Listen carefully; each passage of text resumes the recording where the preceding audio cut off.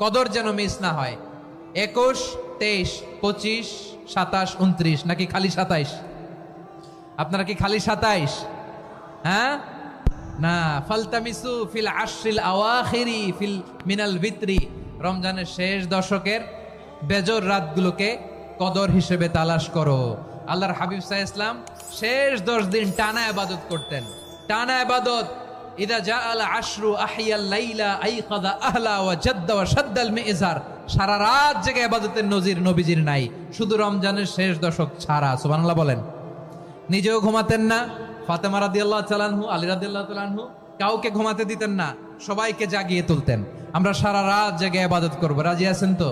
বিশেষভাবে 5টা কাজ রাসূল সাল্লাল্লাহু আলাইহি ওয়াসাল্লাম কদরের রাতে করতেন। 1 নম্বর কাজ হচ্ছে তিনি সারা রাত জেগে ইবাদত করতেন এবং পরিবারের লোকদেরকে ঘুমোতে দিতেন না, উঠিয়ে দিতেন। বছরের অন্য কোনো সময়ে সারা রাত জেগে ইবাদত করার কোনো নজির রাসূল সাল্লাল্লাহু আলাইহি ওয়াসাল্লামের জীবনে ছিল না, সব রাতে ঘুমাতেন। আম্মা জান আয়েশা রাদিয়াল্লাহু তাআলা আনহা বলেন, ইদা দাখালাল আশরু আহিয়াল লাইলা ওয়া আইকাযা আহলা ওয়া জাদ্দা ওয়া শাদ্দাল মিজার, রমাদানের শেষ দশক যখন আসতো রাসূল সাল্লাল্লাহু আলাইহি ওয়াসাল্লাম সারা রাত জেগে ইবাদত করতেন, পরিবারের সদস্যদেরকে জাগিয়ে তুলতেন, স্ত্রীদের ঘুমাতে দিতেন না, জাগিয়ে তুলতেন। ফাতেমা রাদিয়াল্লাহু তাআলা আনহার ঘর পাশেই ছিল, তাদেরকে যে জাগাতেন এবং নিজে সারা রাত ইবাদত করতেনই।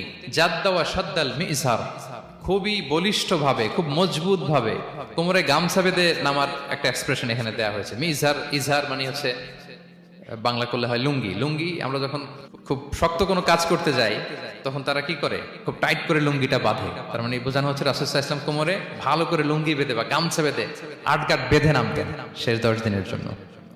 এই সময় তিনি মানে কাউকে কেমন যেন চিনতেন না, সবসময় ইবাদতে মগ্ন থাকতেন। এটা আমরা করতে পারি যে শেষ 10 দিনে, আর যেহেতু 3 দিন বাকি, আমরা একটা স্পেশাল প্ল্যান করতে পারি যে আমরা আমাদের সর্বোচ্চটুকু উজাড় করে দিয়ে লাস্ট 10 ডেজ অফ রমাদানের এই বরকত আমরা হাসিল করব, এটা যেন আমাদের মিস না হয়। তাহলে এটা আমরা একটা পেলাম। 2 নম্বর হচ্ছে ইতিকাফ করা।